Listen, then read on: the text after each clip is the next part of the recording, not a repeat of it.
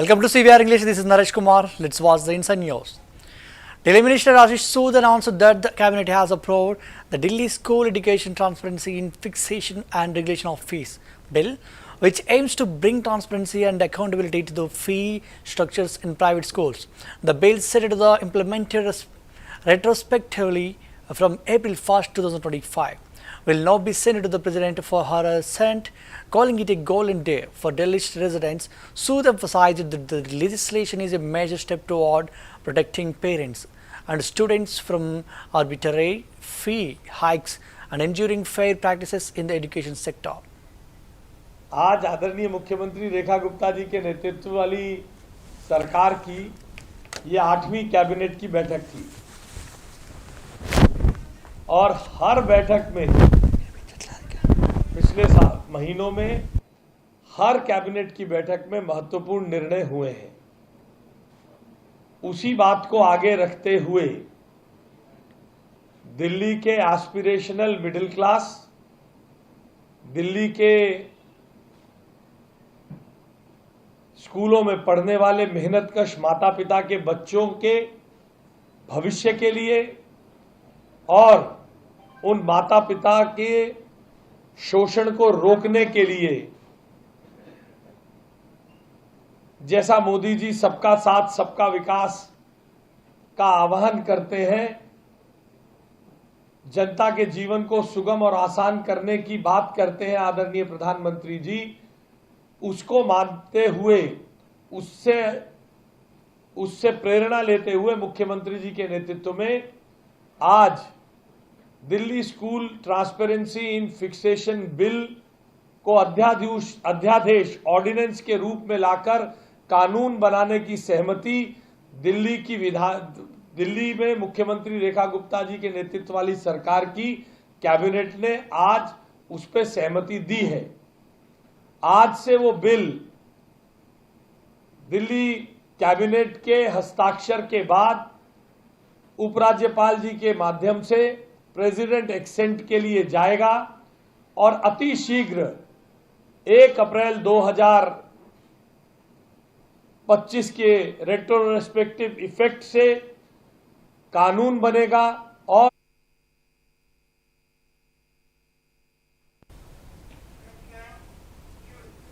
Union Minister of Housing and Urban Affairs Manohar Lal Khattar emphasized the Modi government's long-term vision for a developed India by 2047, marking 11 years of governance and outlining 22 more years to achieve the set goals. Speaking in Delhi, Khattar described Viksit Bharat as a mission to elevate India to a significant global stature through the advancements in trade, industry, living standards, and especially the power sector. He noted that the country's peak power demand has nearly doubled from 130 gigawatts in 2013 to 14 to 250 gigawatts in 2024 to 25, with projections reaching 270 gigawatts in 2025 to 26. He stressed that the power sector is a critical driver of economic growth and will be central to achieving the Viksit Bharat vision. 11 वर्ष पूर्ण हो रहे हैं,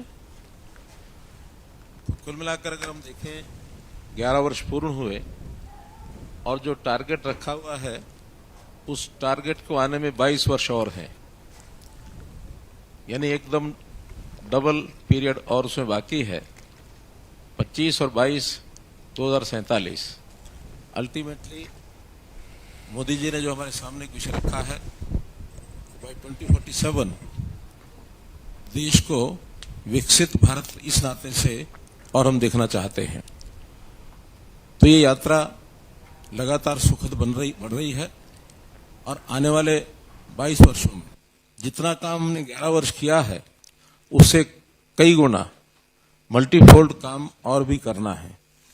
और जब विकसित भारत बनाने की बात है तो विकसित भारत का मतलब है कि देश का आर्थिक स्थिति से हम दुनिया में एक अपना आंकड़ा छू सकें, और अगर आर्थिकी बढ़ानी है तो उसके लिए ट्रेड, उसके लिए इंडस्ट्री, उसके लिए इकोनॉमिक्स, लोगों का जीवन स्तर सब प्रकार को ऊंचा उठाना होगा। और इन सब कामों में अगर किसी एक डिपार्टमेंट की महती भूमिका है तो वो है पावर डिपार्टमेंट की, अर्थात ऊर्जा, अर्थात बिजली। ये सभी क्षेत्रों का केंद्र बिंदु एक फैक्टर है और उसी बिजली के ऊपर पूरा ध्यान मोदी सरकार ने 2014 से ही और देना शुरू किया है। अगर मैं इन आंकड़ों के माध्यम से, क्योंकि चीजें आंकड़ों के माध्यम से ज्यादा अच्छी प्रकार से समझी जा सकती हैं, तो उसमें चाहे हमारी जनरेशन है, हमारी ट्रांसमिशन है और हमारी डिस्ट्रीब्यूशन है, अगर उसी के आंकड़ों को ध्यान रखेंगे तो हमें पता लगेगा कि हम कितनी प्रोग्रेस कर रहे हैं, कितना आगे बढ़ रहे हैं। यदि मैं बात करता हूं पीक डिमांड की, क्योंकि डिमांड हमारा बेसिस है जनरेशन का, तो डिमांड जितनी होगी जनरेशन उस हिसाब से बढ़ेगी। 2013-14 में ये डिमांड 130 गीगावाट थी, क्योंकि मेगावाट में फिगर बहुत बड़ी होती है, इसलिए साधारणतया ये सारे फिगर्स गीगावाट में आएंगे। और अभी जो पीक डिमांड पिछले वर्ष 2024-25 में गई है वो 250 गीगावाट गई है, लगभग डबल। और हमने अनुमान लगाया था कि इस वर्ष का 24-25 का ये डिमांड 250 टॉप यानी गई है हमारी पीक डिमांड। 25-26 में ये डिमांड 11 वर्ष पूर्ण हो रहे हैं, तो कुल मिलाकर अगर हम देखें 11 वर्ष पूर्ण हुए और जो टारगेट रखा हुआ है उस टारगेट को आने में 22 वर्ष और हैं। Uttar Pradesh Chief Minister Yogi Adityanath inaugurated a special exhibition at the BJP state office to mark 11 years of the central government. The exhibition highlights major developments over the past decade, including improvements in ease of doing business and infrastructure growth. Addressing the media, the Chief Minister noted India's rise as the world's fourth largest economy and the only one to have doubled its per capita income in 10 years. He also praised policies like the Nari Shakti Vandan Adhiniyam for advancing women's representation and emphasized the decline of dynastic politics. केंद्र की मोदी सरकार के 11 साल पूरे होने पर लखनऊ में BJP प्रदेश कार्यालय में मुख्यमंत्री योगी आदित्यनाथ ने एक प्रदर्शनी का उद्घाटन किया। ईज ऑफ डूइंग बिजनेस से लेकर इंफ्रास्ट्रक्चर तक की उपलब्धियों को इस प्रदर्शनी में दिखाया गया। मुख्यमंत्री योगी आदित्यनाथ ने प्रदर्शनी का जायजा लिया और प्रेस कॉन्फ्रेंस कर 11 वर्षों की उपलब्धियों की जानकारी दी। सीएम योगी ने इस मौके पर कहा कि पिछले 11 सालों में केंद्र सरकार की विकास योजनाओं से देश हर क्षेत्र में तेजी से प्रगति कर रहा है। भारत की अर्थव्यवस्था दुनिया की अकेली अर्थव्यवस्था है जो एक दशक में दुगनी हुई है। भारत दुनिया का पहला देश है जिसने अपनी पर कैपिटा इनकम यानी प्रति व्यक्ति आय दोगुने से अधिक की है पिछले 10 वर्ष के अंदर। 2013-14 में भारत की प्रति व्यक्ति आय यह केवल 79,000 रुपए थी। मुख्यमंत्री ने बताया कि केंद्र सरकार ने हर वर्ग के लिए काम किया है। वंशवाद की राजनीति समाप्त हुई है। नारी शक्ति वंदन अधिनियम से लेकर एनडीए में भर्ती तक महिलाओं को लगातार अधिकार और अवसर मिल रहे हैं। साथ ही सीएम योगी ने कहा कि 2014 के पहले भारत विश्वास का प्रतीक था, लेकिन पिछले 11 वर्षों में भारत दुनिया की चौथी सबसे बड़ी अर्थव्यवस्था बन गया है। केंद्र की मोदी सरकार के 11 साल पूरे होने पर लखनऊ में बीजेपी प्रदेश कार्यालय में मुख्यमंत्री योगी आदित्यनाथ ने एक प्रदर्शनी का उद्घाटन किया। ईज ऑफ डूइंग बिजनेस से लेकर इंफ्रास्ट्रक्चर तक की उपलब्धियों को इस प्रदर्शनी में दिखाया गया। मुख्यमंत्री योगी आदित्यनाथ ने प्रदर्शनी का जायजा लिया और प्रेस कॉन्फ्रेंस कर 11 वर्षों की उपलब्धियों की जानकारी दी। सीएम योगी ने इस मौके पर कहा कि पिछले 11 सालों में केंद्र सरकार की विकास योजनाओं से देश हर क्षेत्र में तेजी से प्रगति कर रहा है। भारत की अर्थव्यवस्था दुनिया की अकेली अर्थव्यवस्था है जो एक दशक में दुगनी हुई है।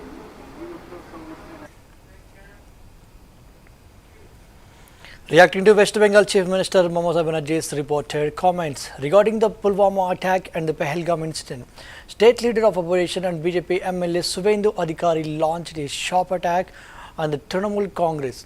He alleged that the TMC extends full support to terrorism and extremists and accused the party of turning Bengal into a valley of extremists by shielding such elements. His remarks came after Banerjee questioned the handling of the Pahalgam terror attack and hinted at political motives behind incidents like Pulwama, drawing strong criticism from BJP leaders. The TMC party, उस party terrorism और extremist को पूरा support देता है।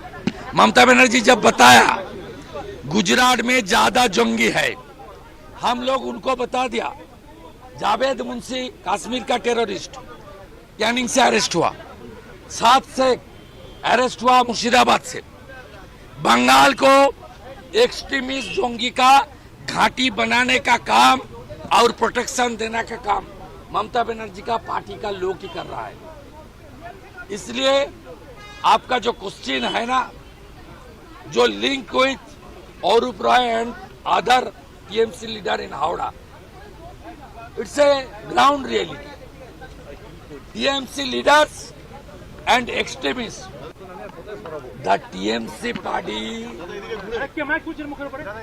उस party terrorism और extremist को पूरा सपोर्ट देता है।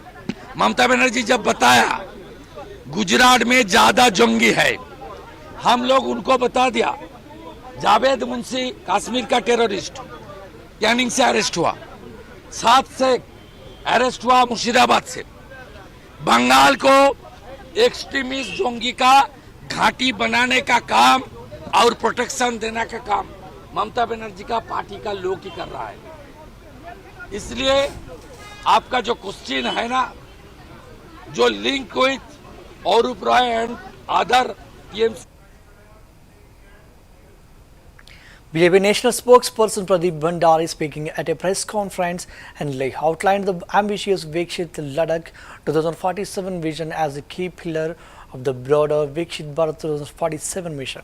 He stated that Ladakh is set to emerge as a solar capital, a sporting destination and a tourism hub with focused efforts to generate employment for local youth. Bhandari emphasized the importance of people-led development, a model championed by Prime Minister Narendra Modi, and highlighted the recognition of Ladakhi as an official language as a step toward preserving the region's cultural identity. He also praised the introduction of strong domicile laws and 85% job reservation for locals, underscoring the government's commitment to inclusive growth and regional empowerment. और ये तो सिर्फ शुरुआत है, क्योंकि vision विकसित भारत 2047 की है और इस विकसित भारत 2047 की विजन में विकसित लद्दाख 2047 अपना कंट्रीब्यूशन देगा, जिसमें लद्दाख एक सोलर कैपिटल के रूप में मर्ज होगा, एक स्पोर्टिंग डेस्टिनेशन के रूप में मर्ज होगा, एक टूरिज्म का कैपिटल बनेगा और साथ में युवाओं को एम्प्लॉयमेंट के नए अवसर मिल रहे हैं और कनेक्टिविटी के अंदर लद्दाख का हर क्षेत्र देश के हर कोने के साथ कनेक्ट किया जा रहा है और जो यहाँ का कल्चर है उसको रिस्पेक्ट करते हुए यहाँ की लैंग्वेज को ऑफिशियल नोटिफिकेशन का दर्जा भी दिया गया है। ये होता है विकास, जो पीपल लेड विकास है, जिसको प्रधानमंत्री नरेंद्र मोदी जी करते हुए आए हैं। दोस्तों, मैं जो कनेक्टिविटी की बात कर रहा था, 2014 में सिर्फ देश में मींस 70 इयर्स में देश के अंदर सिर्फ और सिर्फ 90,000 किलोमीटर के हाईवे बने। Addressing a press conference in Delhi under the Operation Sindoor outreach, BJP MP Ravi Shankar Prasad highlighted the stark contrast between India and Pakistan, stating that while both nations were born on the same day, India has emerged as the world's 4th largest economy, unlike Pakistan's struggling state. He emphasized that India has fought 4 conventional wars without being the aggressor any and clarified that India's concern are with Pakistan's military, not its people. He also noted that successive Indian governments have consistently worked towards resolving issues with Pakistan. हमने भारत पाकिस्तान के ऐतिहासिक परिवेश को रखा। हम दोनों एक ही दिन पैदा हुए, 14 अगस्त को पाकिस्तान, 15 अगस्त को हम आज दुनिया की चौथी बड़ी इकोनॉमी हो गए, तीसरी के रास्ते पर हैं और वो कटोरा लेके घूम रहे हैं। हमने ये भी बताया कि 4 बार हम कन्वेंशनल युद्ध लड़ चुके हैं। We have fought 4 conventional wars, 48, 65, 71 and Kargil war in 99। इन चारों में हम एग्रेसर कभी नहीं थे, हमने जवाब दिया। और उन्होंने ये भी क्लैरिफाई किया कि हम लोग पाकिस्तान की जनता के खिलाफ नहीं हैं, समस्या वहां के जनरल्स हैं, जिससे पाकिस्तान की जनता भी त्रस्त है। हमने ये भी बताया कि इन चारों युद्धों में एग्रीमेंट हुआ, यूएन का 48 में, 65 में ताशकंद, 71 में हमारे शिमला और बाकी 98, 99 के बाद फिर अटल जी ने कोशिश की। हर बार वही सिलसिला निकला। दूसरी बात हमने बताई कि कोई भी राज हो, पाकिस्तान से रिश्ते सुधरें, ये सभी सरकारों ने कोशिश किया है। नरेंद्र मोदी जी ने अपने शपथ ग्रहण में नवाज शरीफ को बुलाया, उनके ग्रैंडसन की शादी में भी चले गए थे, फिर उरी हुआ, फिर आपके पुलवामा हुआ और अब ये हुआ। हमने उन लोगों को एक विशेष रूप से बताया कि Pakistan is not only A state in denial, लेकिन पाकिस्तान में मिलिट्री टेररिस्ट नेक्सस जो है, ये बहुत बड़ा डेडली एक्सप्लोसिव कॉम्बिनेशन। हमने Goa Chief Minister Pramod Sawant extended heartfelt congratulations to Prime Minister Narendra Modi and his cabinet on completing 11 years of the double-engine government.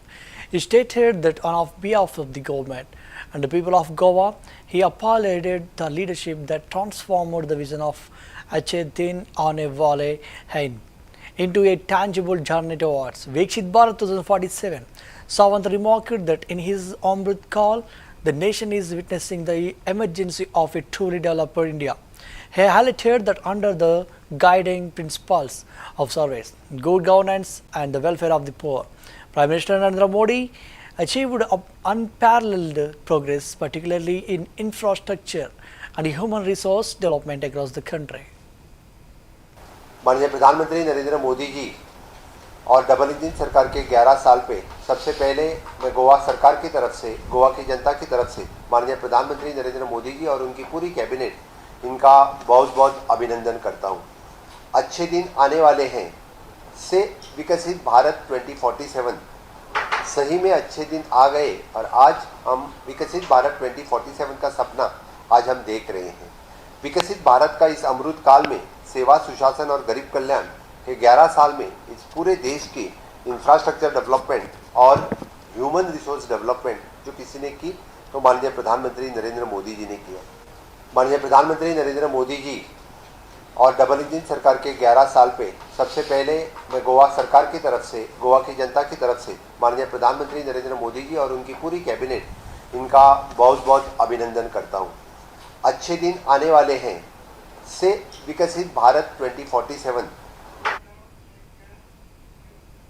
At a press conference, Congress MP Deepinder Singh Hooda alleged irregularities in the Haryana Public Service Commission exams for assistant professors in Hindi and history. He stated that the Hindi exam paper was found with broken seals at several centers, leading to its cancellation after pressure from the opposition. However, the history exams was conducted despite similar concerns. Hooda demanded the cancellation of the history paper as well and called for the resignation or removal of the HPSC chairman. आपने देखा कि अभी HPSC ने assistant professor के इम्तिहान लिए, जिसमें हिंदी और हिस्ट्री सब्जेक्ट्स को लेकर। हिंदी के इम्तिहान में बहुत से ऐसे परीक्षा केंद्र थे जहां सील टूटी हुई क्वेश्चन पेपर पहुंचे।